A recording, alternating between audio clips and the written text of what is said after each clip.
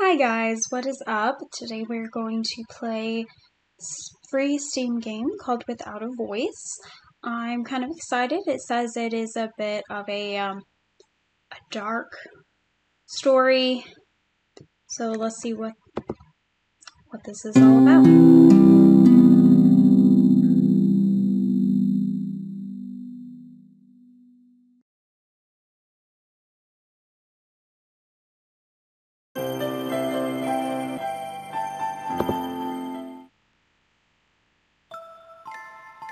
Please note the following game contains disturbing themes and explicit content.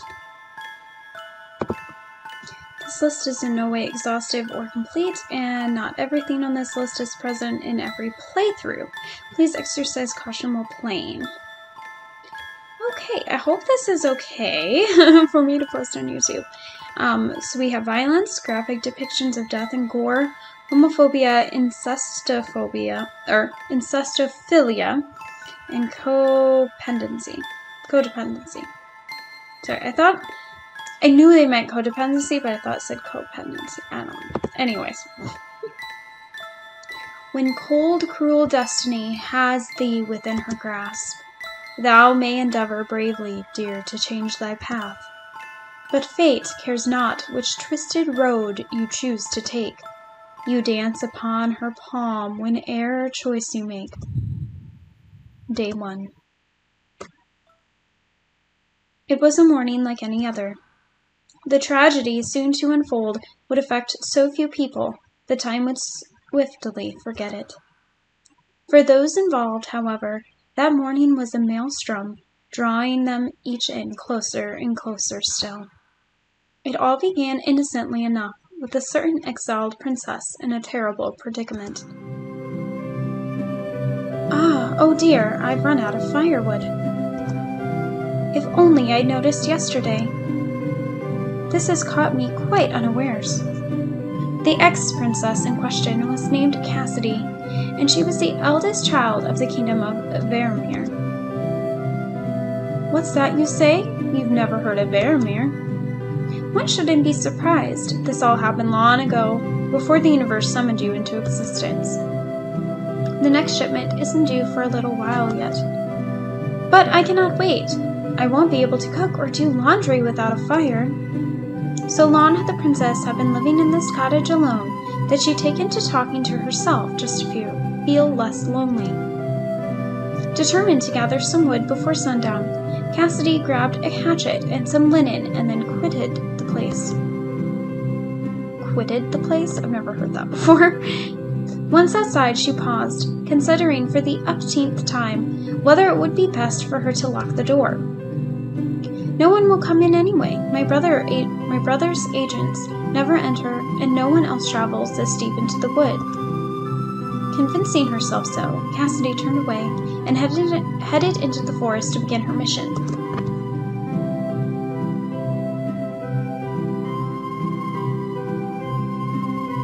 Unfortunately, her determination and willpower were short-lived. As I thought, firewood isn't just lying on the ground, just waiting to be picked up. Though she brought the hatchet, she'd foolishly hoped she wouldn't have to use it. Faced with so many types of trees, most of them quite large, she was unsure how to proceed. Now that I think about it, how much firewood do I usually use at once? Oh, the more I try to remember, the more addled I get. Perhaps I'll just subsist on fruits and fungus until the next crate arrives. A timely stomach growl quickly put a stop to such plans. Cassidy let out a sigh. For now then, I shall return to my favorite place. It always brings me peace. That place holds some magic, I've always felt. I'm sure I shall be able to think of something once I'm there. Her spirit restored, Cassidy hefted her linen satchel a little higher. It was not long until she would be comfortable again, she thought. Why, you're as radiant as ever. There were many views to take pleasure in this forest, but this one in particular always brought her delight. Though she had lived here now for some seasons, the tree before her seemed never to change. I don't know much about wisteria, but are they meant to stay in bloom year-round? Perhaps the winters here are mild. Wisteria shall wither not when flakes of winter fall. Yet all must someday perish, while heeding nature's call. But nature wields not power us all. Wait, are these choices? Oh, okay. A clear wind chime voice caught Cassie's attention. Okay, so that was a different person talking. Cassie's heart stuck in her throat as she followed the sound and caught sight of the woman sitting there. She had never before seen a woman as breathtakingly beautiful. My apologies for interrupting your poem, madam. It was only a couplet. You did not interrupt so much as improve it. Oh, then all the better. But it is not safe to be so deep in the wood. Tarry not. I'll live here. It is quite safe, I assure you. I dare say I have lived here much longer than you have. No harm has ever come to me in these woods. Perhaps our experiences merely differ. Certainly, I concede your point. Cassidy paused a long while, unsure how to carry on the conversation. How strange. I used to make small talk with all the couriers, as if it were nothing, as time truly affected me so. You say you live here? I do. I have never seen you. I am quite sure of it. I would remember someone like you. Whereabouts do you live, if you do not mind my asking? Hardly a stone's throw from where we now stand. A stone's throw? Alright, how can that be, or that is highly suspect? How can that be? I suppose she does not wish to expose where she lives to an utter stranger. That is reasonable. She seems to be quite on her guard. I envy your view of this lovely place. Do not envy me. What could that mean? How droll. Oh, where are my manners? My name is Cassidy. I, too, live nearby. You may call me Elwyn. Elwyn. What a lovely name. Besides, I was already aware that you live nearby. What, how? I have seen you before, albeit from a distance. You come here often. Oh dear, I must have been making a complete fool of myself. I'm sorry that you've had to witness that. Cassidy thought back to all the complaining she'd done under this tree, and all the time she'd sullied herself trying to gather fruit. There were many other truly mortifying memories. She stared at the ground in shame. When she looked up, however, Elwyn was smiling. Cassidy felt her tension wane. So what brings you back to this place? I wanted to calm myself. Calm yourself? What for? What could possibly cause you distress? What a sour tone. Does she think I just daydream and laze about all day? Many things. I'll have you know that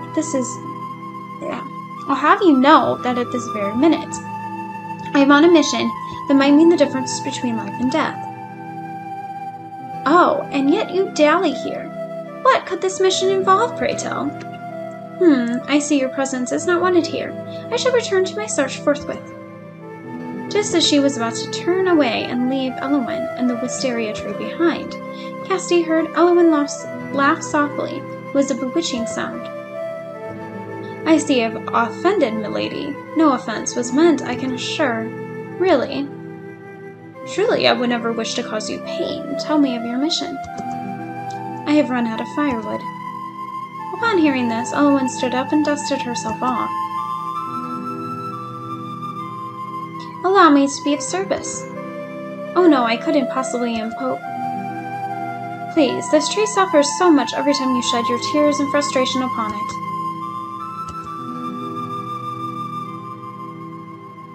Yet despite her abrasive words, Elwyn was tirelessly helpful. It was she who taught Cassidy to gather smaller bits of kindling and to use the hatchet when that proved insufficient. If you wrap these smaller branches together, they shall burn just fine.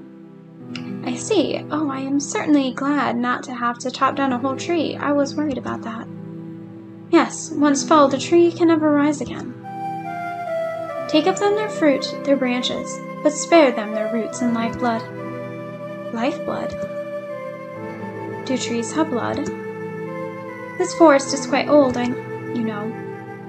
I wish it would stay forever this way, but man has trouble leaving things be. The disparity between Eowyn's indifferent expression and the biting tone of her voice made Cassidy's heart ache. She must have had a bad experience, but she must love trees.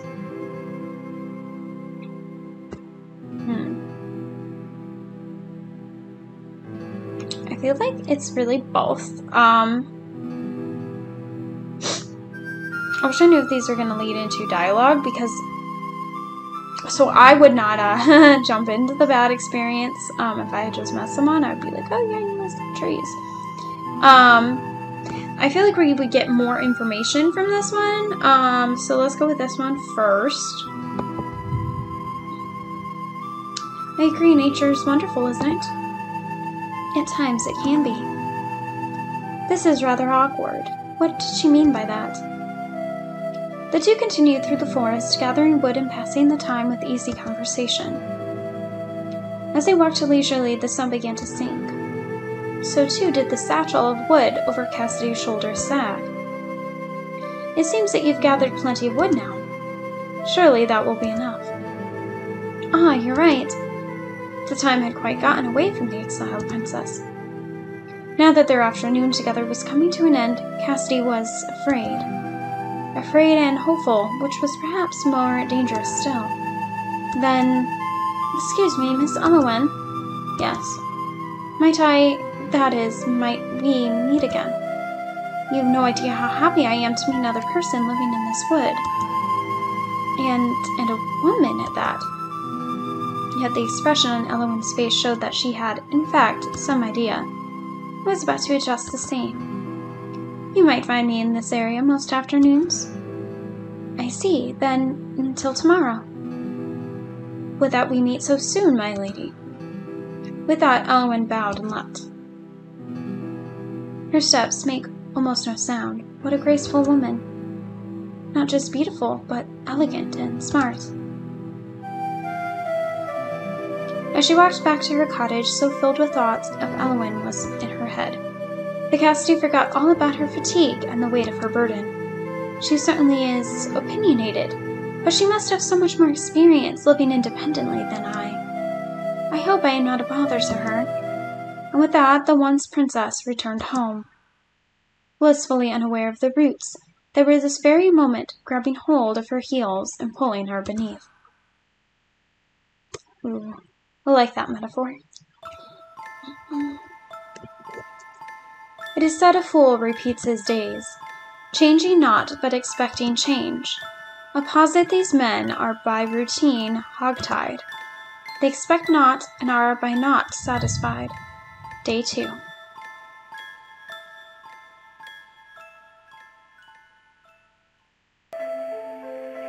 There is a sort of melancholy one feels when closing a book for the final time, feeling its last words wash over you as you leave its world and return to your own life. It was an ennui that Cassidy had grown used to.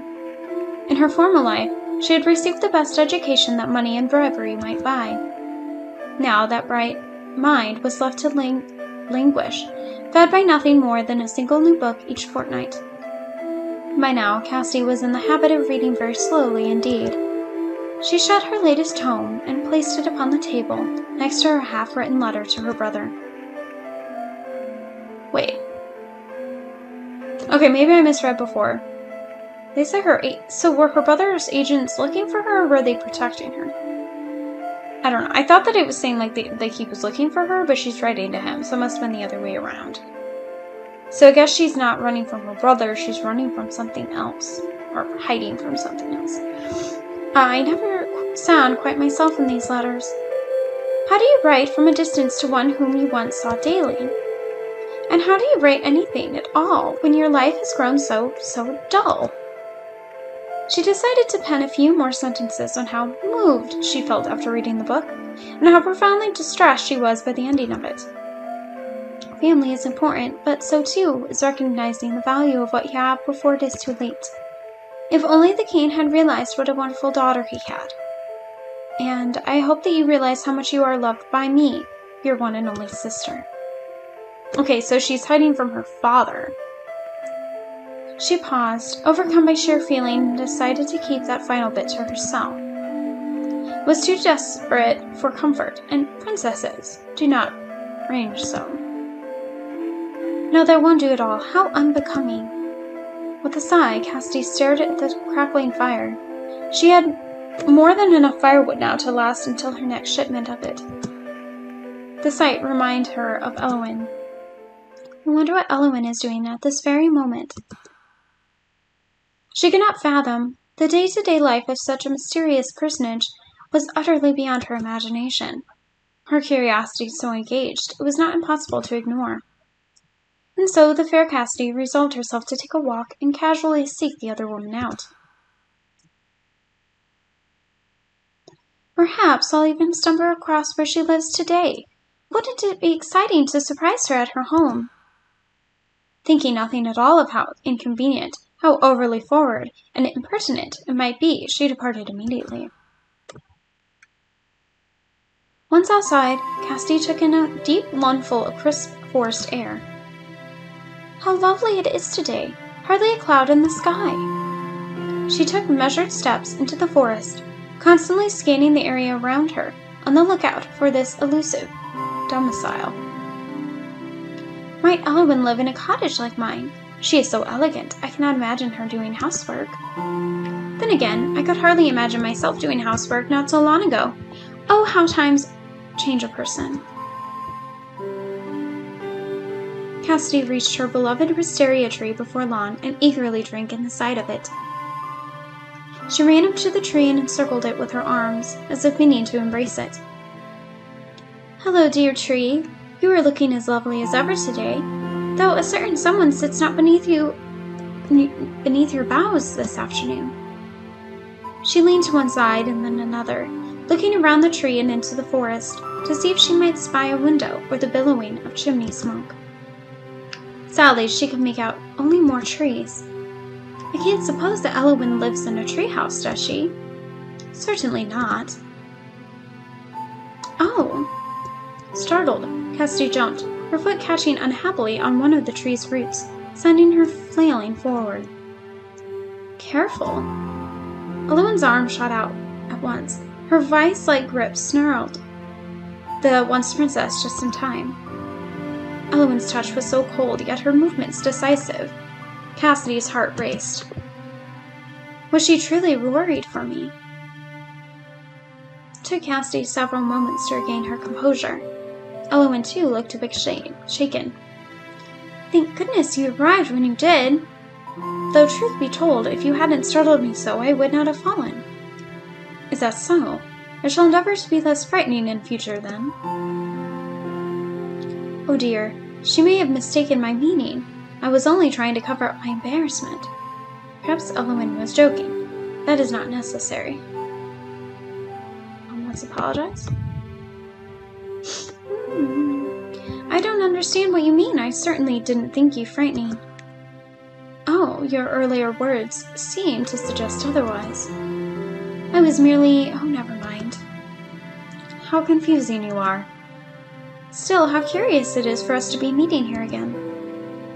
You come here often. I live nearby. What is curious about it? I'm merely saying that it's serendipitous. It must be fate. Fate has nothing to do with it, I assure you.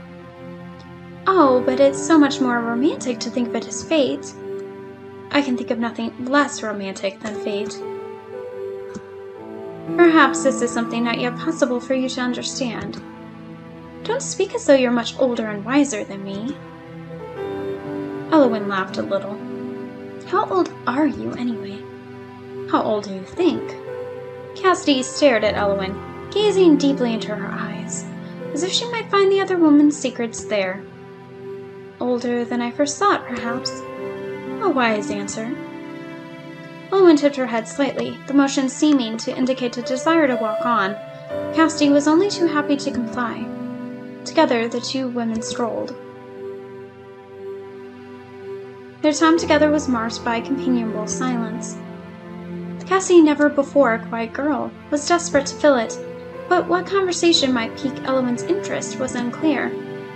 She peered shyly at Eowyn's face and profile, so striking and noble did it seem. She has the air of an aristocrat. What could someone like she be doing living in the forest?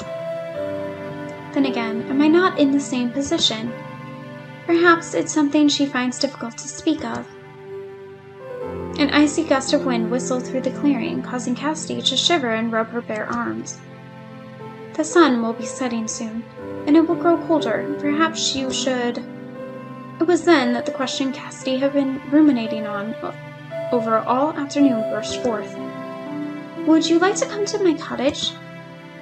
Eowyn appeared quite overcome. "Is that wise?" "Whatever do you mean?" "How can you extend such an invitation to one such as me, whom you hardly know? You are entirely too trusting." "I'm surprised at you.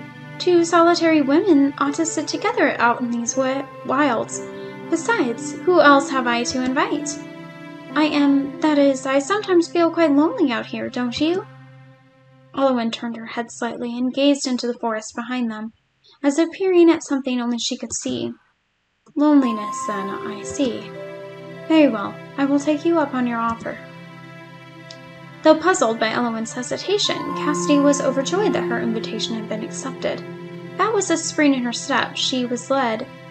The other woman took her home. It was only in front of the cottage that Cassidy suddenly understood what an impetuous thing it was that she was doing. Is the house clean enough? She could not seem to recall when she had last swept or aired out her bedding. Is this where you live? Yes. It's charming. Thank you. I wish I could take more credit for that. The house was here long before I arrived. Even the furniture is not truly my own. Still, it suits you. Thank you. Bolstered by Eowyn's reaction, Cassidy finally gained the courage to follow through. She opened the door wide, gesturing for the other woman to enter. It is quite spacious. You live here alone. That's right. It's not so bad. I don't have anyone to tell me what to do or where to go. I have a freedom now that I'd never known before. Perhaps, but sometimes I believe that being tied down to something is easier. If you don't realize you're being strangled, it's just a pleasant, light-headed feeling. I don't really understand. It's all right if you don't. Eowyn walked slowly from one part of the room to the next, her fingertips ghosting over every surface. She looked to be seeking the essence of each object, taking in every minute flaw and deciphering its true nature. Cassidy wondered what Eowyn might discover about her if only she allowed it, if only she dared. It was unbearably quiet.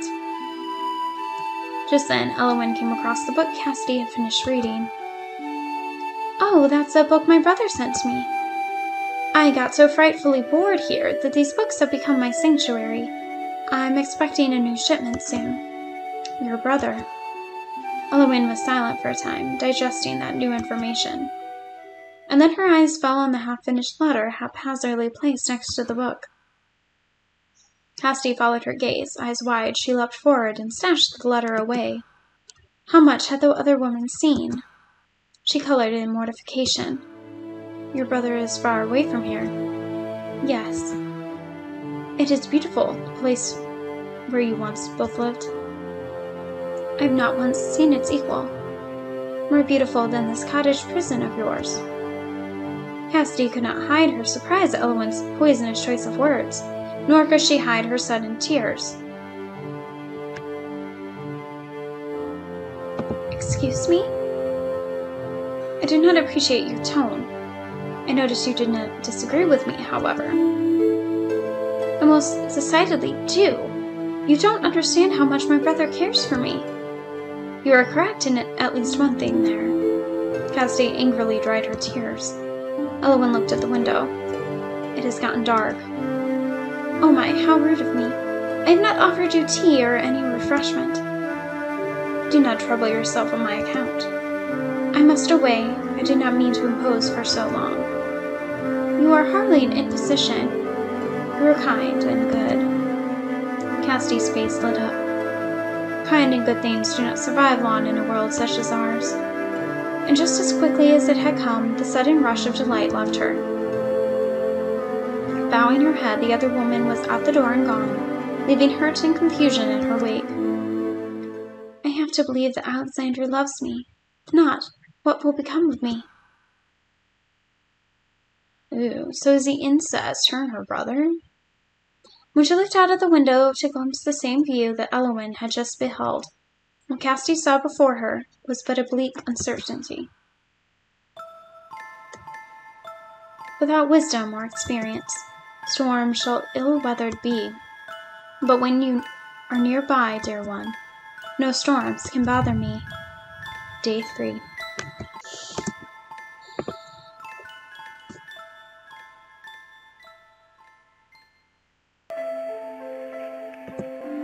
The exiled princess paused on the very first line of her letter.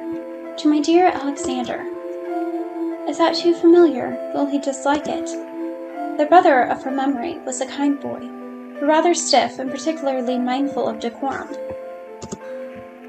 Following the events of the previous evening, Cassidy felt compelled to rewrite her half-finished letter. Not that Alexander would care. I want Alexander to see me at my best. I want him to see me at my best. I do not wish to disappoint him or bore him with minutiae. My original draft, she sighed, recalling the contents of the now ripped up pages. Append far too much. I would never whine, of course, but my words were drawing near that. She was afraid to admit even to herself how much she missed her brother. With flowing eloquence, Cassidy composed her letter, sure to show her brother all the deference he was owed. To my dear Alexander, I hope that this letter finds you well, dearest brother. I have been utterly depressed awaiting your next letter. My days here are so dull, you see. I eat, sleep, and read books. The only thing that has brightened my days has been the acquaintance of a young woman who lives nearby. She could not for a moment forget the person responsible for her comfortable lifestyle now. Please never forget your poor sister who loves you so much. Done. When Cassidy looked out the window, she realized the sun had started to set. Oh dear, was I revising for so long? Silly me. She folded up her letter and placed it in an envelope, sealing it with the royal wax seal she was given. Finally, she gave the front of the envelope a kiss before addressing it to Alexander. She stood and stretched her arms up above her head. I have hardly moved all day. That is no good. Cassidy walked to the front of the cottage, where she normally left her letters halfway beneath the door for an agent to collect. She had just stuffed her letter underneath the door when... Princess. Cassidy's blood ran cold for just a moment, yet she soon realized who was addressing her and relaxed. You surprised me, Eowyn. She spoke to the other woman through the half-open window at the front of the cottage. I am no princess, you know. Is that so? You seem like one to me. Cassidy was not sure how to respond to that sentiment. Have I casually let slip that I was a princess? I did not realize that I still behaved in the manner of one. Lifelong habits cannot so soon be discarded, it seems. There is an envelope under the door. Oh yes, do leave it there. It's outgoing. Outgoing? Eowyn paused for a long while, but said no more on the subject. May I come in? Of course, I'm so sorry. I should have invited you in sooner. I was so taken aback, you see. I did not mean to surprise you so. It's all right. A happy surprise. I am so glad to see you. She opened the door and ushered Eowyn inside. This time, Cassidy did not forget her manners. She quickly flew into the kitchen to make her guest some tea and pulled out the crackers she'd set aside for just such an occasion. Eowyn politely sipped her tea, but did not touch the crackers. I suppose she's already eaten, or I wonder why she does not eat.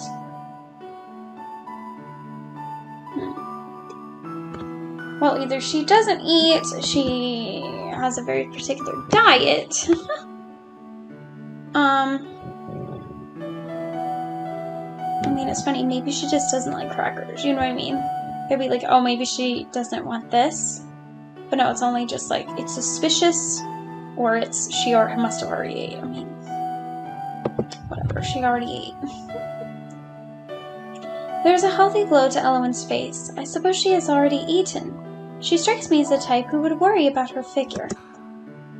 And it is so late in the day already. Yes, I'm sure she has already supped, and can eat no more. Casti endeavored not to take offense, and instead greedily partook of the crackers herself. The two women talked pleasantries for some time, though it became rather apparent that Elowen's attention lay elsewhere. Is everything quite all right? Why do you ask? You seem somewhat reserved. That is more than usual. That letter. You said it was outgoing. Is that the letter you wrote your brother? Oh yes, if I leave the letters there, someone will come collect it. Someone? How can that be? You do not go into town to have your mail delivered. She was at a loss at how to explain. Casti herself knew that her situation was extraordinary. You see, though I live alone, I am well taken care of. My brother provides everything. Every fortnight or so, his agents deliver food and supplies to me. Someone is around to collect my outgoing letters, once or twice a day. I only ever send my brother letters, of course.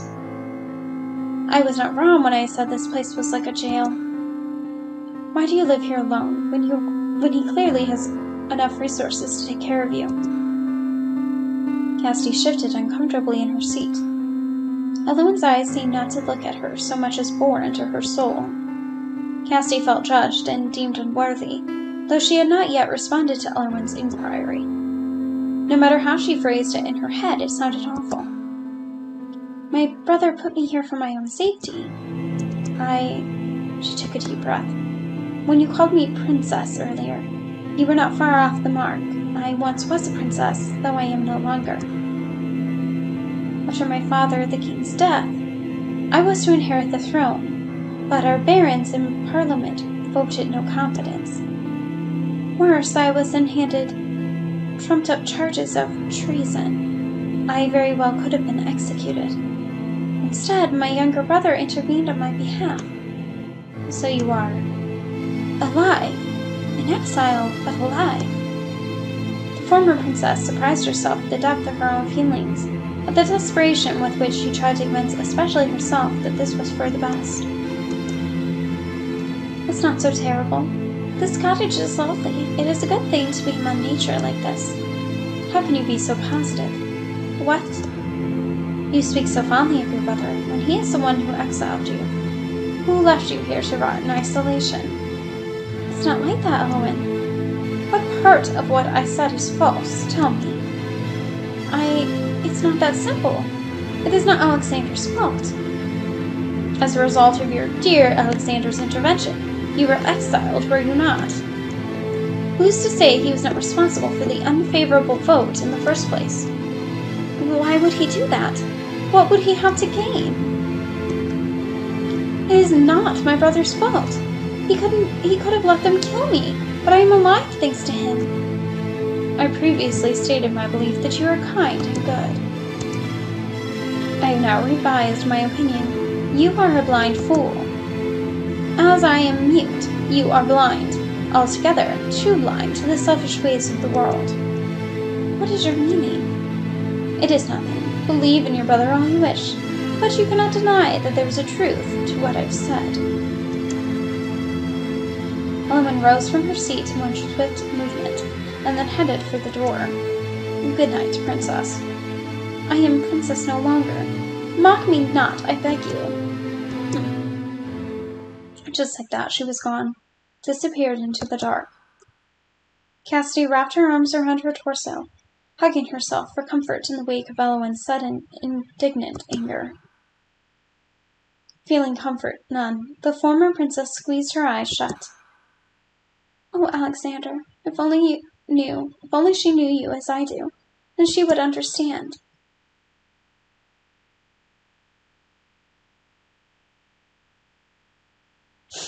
Okay, so that is the wisteria tree.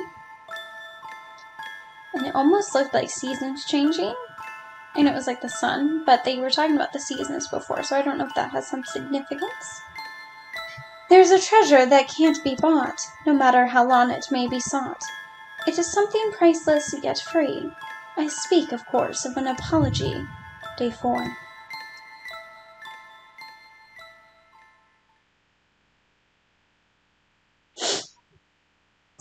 And I'm going to stop here for now because my throat is hurting a bit from doing, I think Cassidy's voice. It might be both, but I'll catch you next time.